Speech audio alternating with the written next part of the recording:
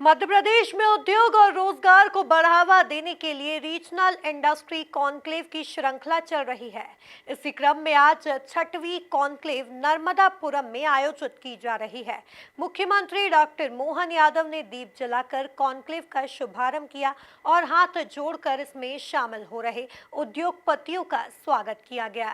देखिए ये खास रिपोर्ट। मां नर्मदा के तट पर निवेश और नवाचार का संगम।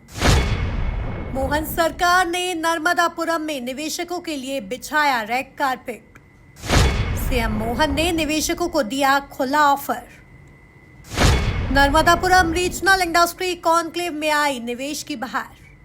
रीजनल इंडस्ट्री कॉन्क्लेव के अवसर पर मुख्यमंत्री डॉक्टर मोहन यादव ने सिंगल क्लिक के माध्यम से 82 इकाइयों का भूमि पूजन एवं लोकार्पण किया। 2585 करोड़ रुपए से अधिक लागत की इन इकाइयों से लगभग 5700 रोजगार के अवसर सृजित होंगे। मुख्यमंत्री ने कॉन्क्लेव में मौजूद उद्योगपतियों को संबोधित करते हुए कहा कि हमने अविश्वसनीयता बनाई है कि हम जो कहते हैं वो करते हैं।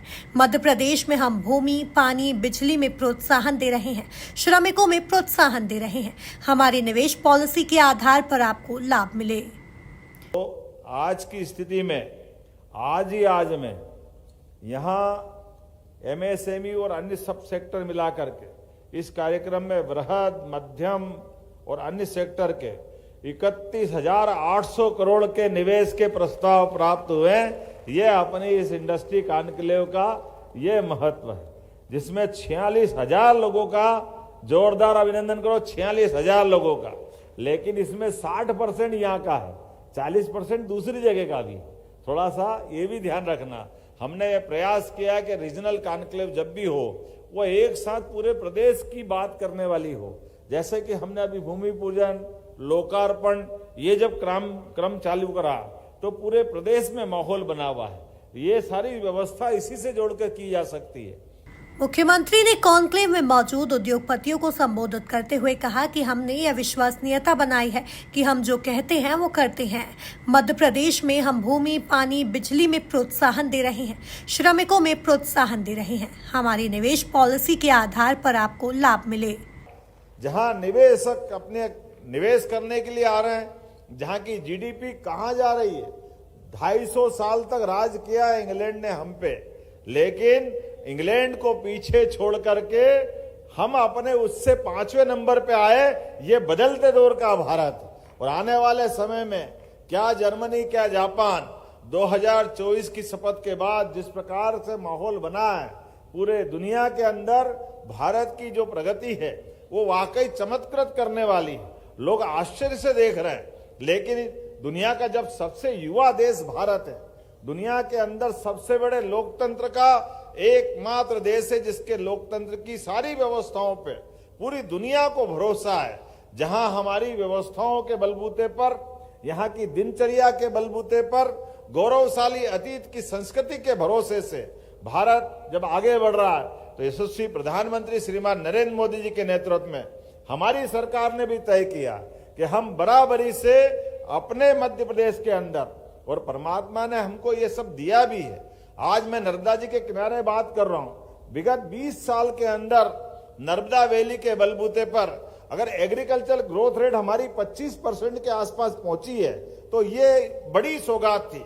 लेकिन इसका और आनंद तब बढ़ रहा है कि इसी साल, एक ही साल के अंदर हमने पार्वती, कालीसिंध, चंबल, पीकेसी योजना के माध्यम से राजस्थान से 20 साल पुराना झगड़ा समाप्त करके हमारे जल का वो भी उपयोग करें और हम भी करें। 70,000 करोड़ के नए प्रोजेक्ट की मंजूरी हमारी इसी साल हुई है, जिसके भरोसे से हमारा चंबल से लगा करके मालवा तक के लगभग 10 से ज्यादा जिलों के अंदर पीने का पानी, इंडस्ट्री के लिए पानी, सब प्रकार के जल राशि का उपयोग करने का प्रबंधन हुआ।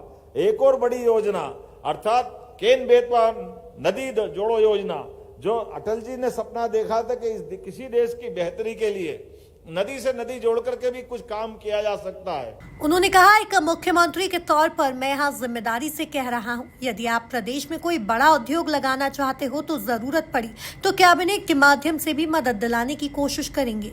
उन्होंने खुशी जाहिर करते हुए बताया कि यहाँ आज MSME और अन्य सभी सेक्टर मिलाकर अब तक 31,800 करोड़ रुपए के निवेश के प्रस्ताव मिले हैं। यह इंडस्ट्री कॉन्क्लेव का महत्व है। भूमि की उपलब्धता के मामले में जिस प्रकार से गति हमारे विभाग ने रखी, और केवल भूमि की नहीं, सभी प्रकार से आपने अभी देखा हमारे पास MSME के माध्यम से अब तो DBT केवल ऐसे लोगों के लिए नहीं जिनको हितग्राही कहते। हितग्राही मतलब 1,000, 2,000, 5,000 की राशि उनके खाते में डल जाए, नहीं, हमने इसमें संशोधन कराया।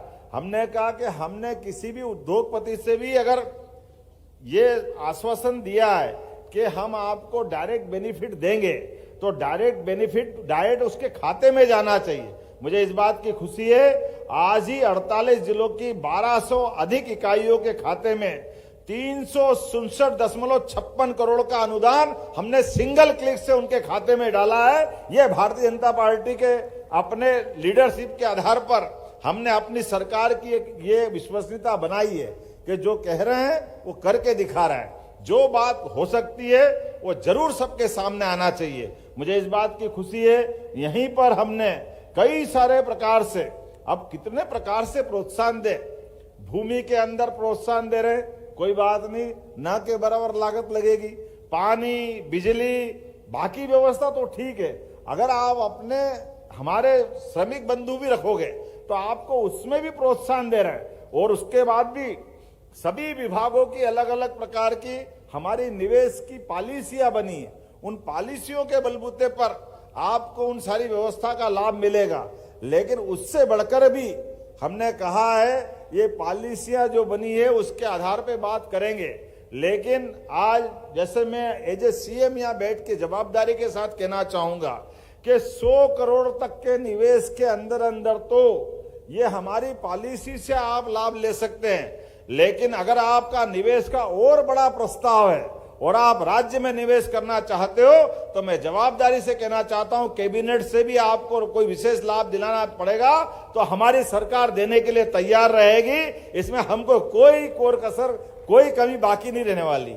अर्थात सभी प्रकार से इन संभागीय ITI में हुए कॉन्क्लेव में शामिल होने के लिए 4,000 से अधिक रजिस्ट्रेशन हुए हैं। इनमें 3,000 MSME प्रतिनिधि, 75 प्रमुख निवेशक और कनाडा, मैक्सिको, नीदरलैंड, वियतनाम और मलेशिया के अंतर्राष्ट्रीय प्रतिनिधि शामिल हैं। फिल्म डायरेक्टर राजकुमार संतोषी भी पहुंचे हैं। Bureau report, MP news, Narmadapuram.